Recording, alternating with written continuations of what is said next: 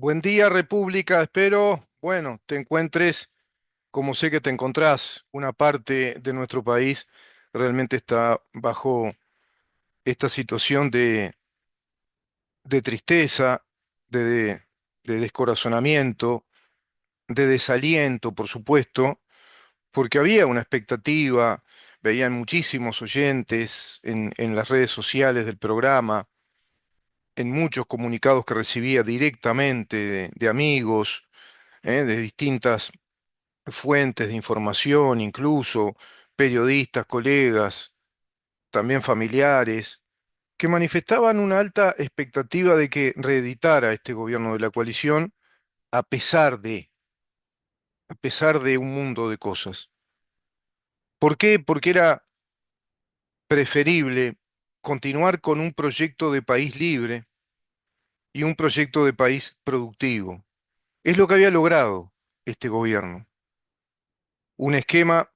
de mayor productividad, es decir, un modelo económico que permite a la producción, a la formación de capital, esa seguridad, la estabilidad jurídica de nuestro país, la protección de las inversiones y con todo ello la fuente de trabajo. Pero claro, eso es el sustento vital de una clase media que aún subsiste desde el ámbito privado. Es una parte de la sociedad. Es esa clase media más educada, más formada, con mayor formación, una clase media con secundaria completa terminada, con cursos de pronto terciarios, algunos sin terminar, los otros con carreras cortas, muchos otros profesionales universitarios, gente que maneja algún idioma, todo eso que precisa, por lo menos, de ahí hacia arriba, el ámbito privado para ser un ámbito competitivo, para tener empresas competitivas. Pero además de ello, necesita, como la savia que necesita el árbol, como esa savia vital, como la sangre para nuestro cuerpo, necesita estabilidad jurídica, un conjunto de reglas de juego que sean estables. Eso es lo que formula un Estado de Derecho. Pero por otra parte, hay toda una sociedad que no es consciente de esto, que no está instruida para comprender esto. Y los vemos en las redes sociales y ayer las multitudes que festejaban el triunfo del Frente Amplio, volviendo al poder del país, porque esa es la triste noticia para una parte del Uruguay, que vuelve el Frente Amplio a partir del 1 de marzo del 2025 con Yamandú Orsi como presidente de la República y Carolina Cose como vicepresidente. Pero vuelven un mundo de personajes que fueron para una gran parte de los uruguayos indeseables, personajes dignos del nunca más, del se terminó, ese Frente Amplio del robo, ese Frente Amplio del deterioro institucional del país, ese Frente Amplio de las ventajas a los prebendarios, ese Frente Amplio del robo sistemático. Bueno, vuelven todos los personajes de la peor expresión de la última época del Frente Amplio y ahora se instala un nuevo gobierno, un Frente Amplista, con la peor expresión de la izquierda nacional. ¿Y por qué digo la peor expresión? Porque según los lineamientos que sostienen, los lineamientos políticos que sostuvieron durante esta campaña electoral, y a su vez lineamientos políticos que están consignados en un documento que oficializa el Frente Amplio y que lleva como título Bases Programáticas 2025-2030, que considero ese es el programa de gobierno del Frente Amplio, programa de gobierno que se formula como un modelo transformador del país, como un modelo en todos los ítems o puntos del país, en todos los contextos del Estado, como de transformación y de una transformación importante, profunda. No es el planteo de un modelo de país con reformas más o menos puntuales, aceptando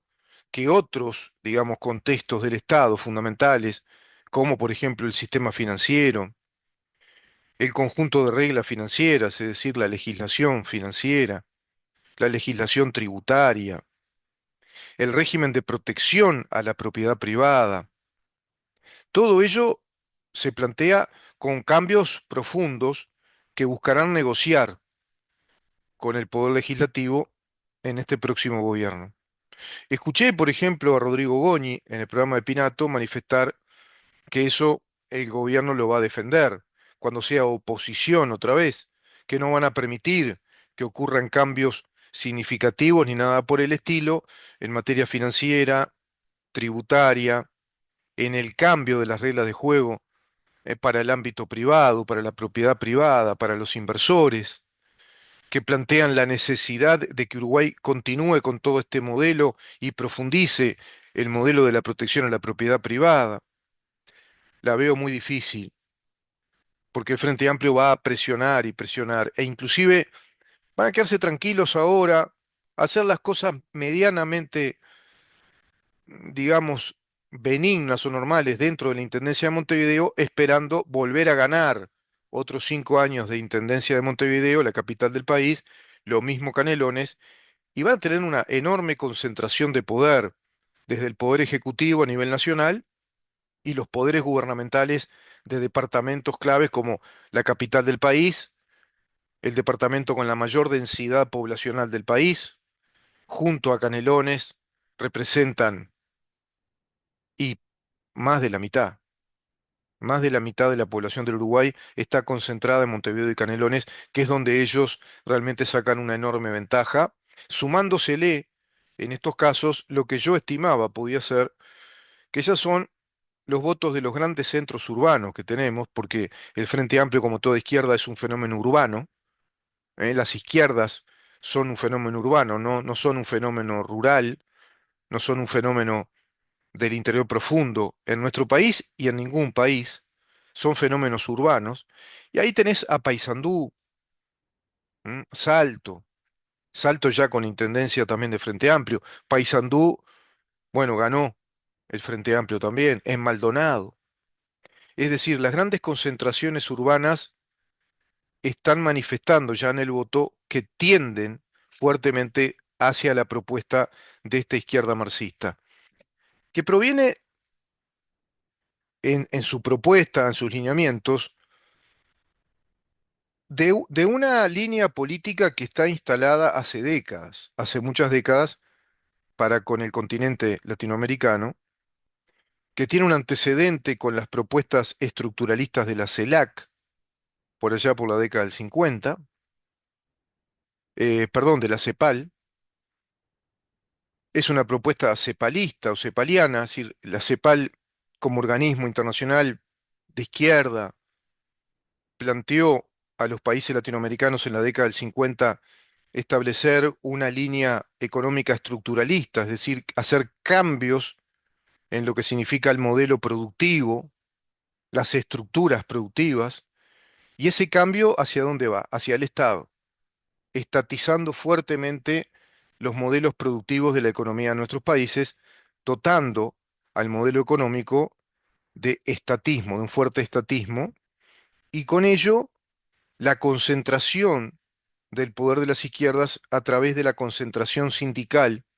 de las negociaciones, que son los modelos de los sindicatos únicos, sindicatos generales, sindicatos por categoría, le llaman también laboral o económica, que representan a todo el universo de los trabajadores de ese sector de la vida económica o de esa actividad de la vida económica, de una actividad específica a nivel general, constituyéndose como distintos sindicatos únicos que a su vez confluyen en una gran central sindical, como si fuera una federación de sindicatos únicos que tienen una fortísima incidencia en la vida económica y en la vida social. Eso lo viene desarrollando el Frente Amplio desde la salida democrática con el gobierno del doctor Julio María Sanguinetti, otorgándoles a los sindicatos únicos que integran el PIT-CNT. El PIT-CNT es la conclusión histórica de la conformación de la antigua CNT con el Plenario Intersindical de Trabajadores, que se forma en el año 1984, en plena dictadura, y va a resurgir con fuerza esa central sindical de sindicatos únicos con el modelo cepaliano, con el modelo de la CEPAL, de ser una especie de federación concentradora de todos los sindicatos únicos que atraviesan las actividades económicas del país en el ámbito privado y en el ámbito público. Y en el ámbito público se va a instalar inmediatamente con el gobierno Sanguinetti la ronda de las negociaciones colectivas, es decir, es un instrumento que plantea el esquema de las negociaciones entre el gobierno y los representantes de cada uno de esos sindicatos, con el gobierno actuando en Consejo de Ministros o con el ministro correspondiente, en cuanto a la legislación y a la administración precisamente del Estado, porque esos sindicatos van a incidir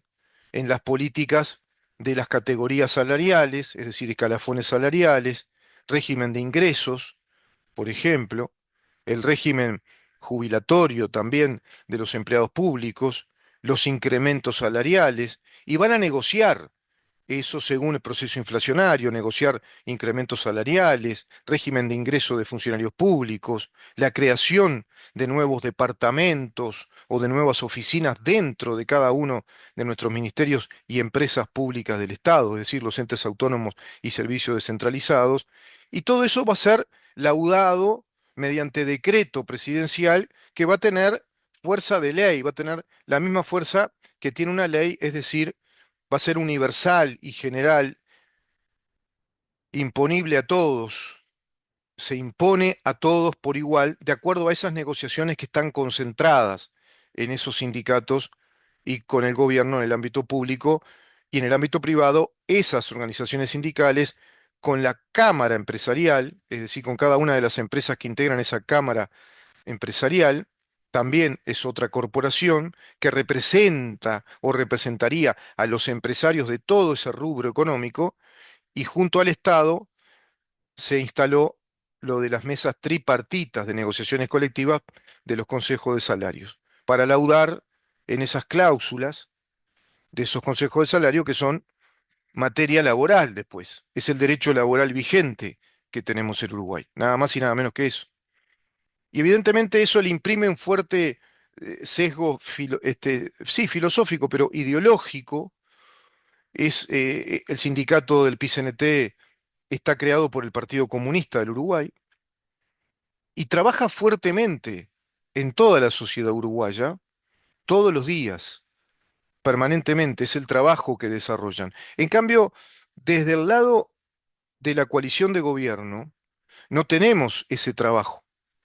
Como uruguayos no contamos con ese trabajo cotidiano, las 24/7, en todos los estamentos sociales, en todos los contextos sociales, en todos los contextos también de los trabajadores, tanto del ámbito público como privado, trabajando fuertemente ahí, por dentro, por lo menos por dentro de ese sindicalismo, dado que a través de todos estos años ya, de estos 47 años, ¿no?, de democracia, desde el año 1985 a la fecha, jamás el sistema político uruguayo, atravesado por partidos históricos como el Partido Colorado, el Partido Nacional, gobernando en alianza, y ahora con esta coalición de gobierno, no se dignaron desactivar este modelo del centralismo sindical, del sindicato entrometido en el gobierno del Estado, desobedeciendo plenamente al artículo 214 de la Constitución, que establece todo el régimen presupuestal del Estado y todo el régimen administrativo del Estado como un modelo económico, escalas laborales, es decir, todos los escalafones laborales, régimen de ingresos, régimen de despidos, causales de despido, el régimen de trabajo, el régimen horario, el salario, los incrementos salariales, todo eso, el régimen tributario, por supuesto, todo eso hace al modelo macroeconómico. Y ese modelo macroeconómico obedece fundamentalmente a un modelo estructural de la economía. Ese modelo estructural estatista y que tiende a generar una sociedad colectivista con pensamiento colectivista, favorece o es el caldo de cultivo de toda ideología política de perfil marxista, de perfil socialista. Y Uruguay viene con este sistema desde hace mucho tiempo, debilitándose fuertemente la institucionalidad del Estado uruguayo, es decir, los tres poderes son ya tres poderes nominales, donde se va concentrando cada vez más la actividad del poder político y del poder también económico, financiero, incluso el poder de justicia en el poder ejecutivo, dado que el poder legislativo y el poder judicial van quedando como poderes, digamos que prácticamente o cuasi nominales, que están a instancias de la presión y los mandatos del poder ejecutivo. El poder legislativo ya es en Uruguay un poder al servicio de todos los mandatos legislativos que se cocinan en el Poder Ejecutivo y que el Poder Ejecutivo negocia a su vez con los ejecutivos de cada uno de los partidos que van a integrar ahora este nuevo Parlamento, que en los números, en el formato, ha quedado dividido. En los números queda un Parlamento incluso con un diputado o dos más de esta coalición de gobierno que va a quedar en condición de oposición, y en el Senado con mayorías del Frente Amplio que va a ser el próximo gobierno. Por lo tanto, es un parlamento muy dividido, partido a la mitad prácticamente, pero con un poder ejecutivo de Frente Amplio que va a imponer, desde el punto de vista presupuestal, lo que es privativo del poder ejecutivo, con negociaciones que ahí veremos hasta qué límite llegarán, qué es lo que van a negociar, qué terreno le van a ceder al Frente Amplio que viene con el libreto de las bases programáticas. Eso es lo que yo les decía en esta campaña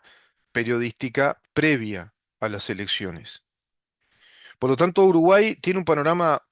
a mi criterio, bastante oscuro, bastante negativo. Vamos a tener la peor versión del Frente Amplio por sus integrantes y ya por su propuesta de gobierno, que como yo les decía, no es solo propuesta de gobierno, sino que además es una propuesta de Estado. Hablan de una transformación profunda del Estado, de los modelos productivos, del modelo financiero, del modelo de la producción agropecuaria. Hablan de mucha limitación al capital privado. Hablan de fuerte estatización en cuanto a la regulación del mercado, es decir, una fuerte carga tributaria por un lado y por otro también una escalada de las regulaciones administrativas obligatorias que son impuestos llamados de otra manera. Algunos teóricos dicen son impuestos encubiertos. Sí, en definitiva es una imposición del Estado. Te puede imponer directamente pagar tal o cual impuesto de acuerdo a la actividad que desarrollás o de acuerdo a los bienes que tenés, y también te puede imponer desarrollar trámites para que habiliten tu actividad profesional, empresarial, comercial, inclusive laboral, y esos son los trámites que conocemos comúnmente y que técnicamente se le dice regulación administrativa. Es decir, el Estado te dice que vas a estar en una situación de regulación, de legitimidad para con el Estado si cumplís con todos esos trámites. Trámites de inscripción para tal cosa, trámites de inscripción para tal otra, trámites de habilitaciones, trámites de inspecciones, el trámite de la declaración de las inspecciones, el trámite de la declaración de las obligaciones cumplidas, es decir, lo que después se hace año a año, que es la rendición de cuentas, la declaración jurada de cada empresario, de cada comerciante, de cada pequeño comerciante. Eso va a estar cargado de regulaciones administrativas en el curso de la actividad del año y todo eso lo vas a tener que tener cumplido para que te habiliten a seguir con esa actividad. Y muchos no van a poder, porque va a ser tan gravosa la carga entre los impuestos y las regulaciones administrativas que se van a caer. Y si se caen muchas empresas que son las llamadas pymes, que dan el 72% más o menos en el país de fuente de trabajo, se va a empezar a caer también el macrosistema y se van a caer grandes empresas porque el mercado uruguayo va a perder capacidad de consumo, va a perder capacidad de circulación económica, va a perder esa circularidad económica, va a perder cadenas económicas, se va a debilitar fuertemente el cuerpo económico del país desde esa matanza impositiva que van a empezar a desarrollar contra las pymes. Eso va a ser, creo yo, inevitable. Vamos a una pausa y haremos la segunda parte respecto a otras consideraciones que tengo, preliminares aún, por supuesto, porque viene un panorama muy oscuro para Uruguay, nefasto, donde nos vamos despidiendo del Uruguay que conocimos muchos, del Uruguay de libertades, del Uruguay como un Estado de derecho, del Uruguay como una república democrática. Quédate ahí.